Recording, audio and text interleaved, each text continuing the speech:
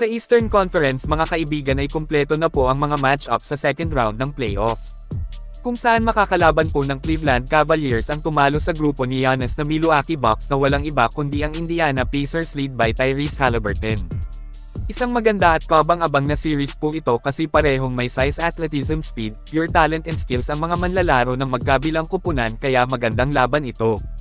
Ano prediction nyo dito? Mag-comment lang. Ang defending champion na Boston Celtics naman ay makakalaban nila ang New York Knicks ni Jalen Brunson. Alam naman natin na subok ang lakas ng Boston mga kaibigan dahil sila lang naman ang nagkampiyon last season, kung saan dinurog lang po nila ang healthy lineup ng Dallas Mavericks noon na may Luka at Kyrie Irving. Hindi na tumagal ang naging laban nila, hindi na nakaabot pa ng Game 7. Ganun pa man ang New York Knicks ngayon mga kaibigan ay masasabing may kakaibang lakas din sila. Hindi basta-basta ang tinalo nila sa first round, napakalalim po ng lineup ng Detroit Pistons. Kaya paniguradong isang mainit din ang magiging salpukan nila. Kayo mga kaibigan, ano prediction nyo dito sa Celtics vs Knicks? E-comment lang.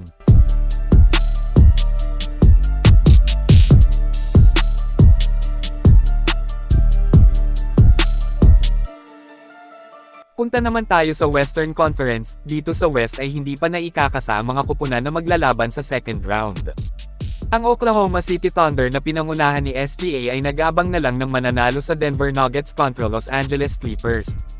Itong Nuggets vs Clippers ang isa sa first round playoff series matchup ngayon na pinakadikit at napakainit na bakbakan po talaga. Parehong malakas at matibay sila kaya naman umabot pa ng Game 7 ang banggaan. Mahirap i-predict kung anong team ang mananalo dito kasi parehong deserve nila ang makaakyat sa next round. Pero syempre ang mananalo sa paparating nilang Game 7 sa May 4 na gaganapin sa home court ng Denver ang siyang mas malakas talaga at haharap sa second round kontra OKC. Kayong mga kaibigan, Nuggets win o Clippers win? Mag-comment lang. Ang Minnesota Timberwolves naman po na nagpabakasyon sa Los Angeles Lakers ay naghihintay na lang din ng mananalo sa series bakbakan ng Golden State Warriors kontra Houston Rockets. Game 6 nila bukas sa teritoryo ng Warriors, 3-2 po ang serye pabor sa Dubs kaya kapag natalo ang Rockets bukas ay Warriors na ang makakalaban ng Minnesota Timberwolves sa second round. Mainit po na pinag-uusapan ng maraming fans ngayon ang tungkol sa magiging Game 6 nila bukas. May mga nagsasabing magbabakasyon na nga daw ang Rockets kasi tatalunan na sila ng gold-blooded. May iilang fans naman ang naniniwalang mananalo pa bukas ang Houston at may Game 7 pa sa bahay ng Rockets. Well, kabang-abang din po talaga ang banggaan na ito.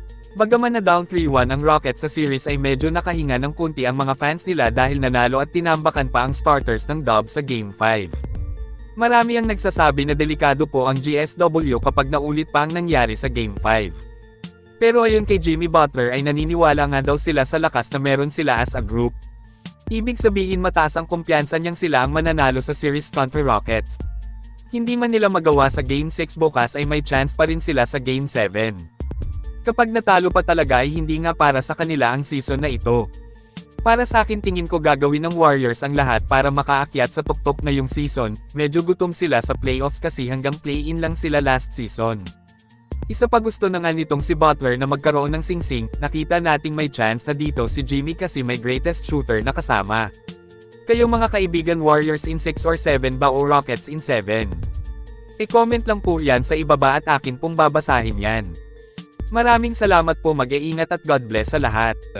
What does it take from your experience to kind of rebound from something like this where you don't close the team out but then can do it later? We're fine. Our confidence isn't going to waver any.